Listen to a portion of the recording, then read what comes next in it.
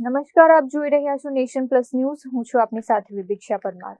વડોદરા શહેરમાં દશામાના વ્રતની પૂર્ણાહુતિ પ્રસંગે મૂર્તિ વિસર્જનને લઈને વડોદરા મહાનગરપાલિકા દ્વારા શહેરના વિવિધ વિસ્તારોમાં કૃત્રિમ તળાવોની વિશેષ વ્યવસ્થા કરવામાં આવી છે, જે અંતર્ગત શ્રદ્ધાળુઓની સુવિધા માટે વોર્ડ નંબર 13ની વોર્ડ કચેરી ખાતે પણ ખાસ કૃત્રિમ તળાવ તૈયાર કરવામાં આવ્યું છે.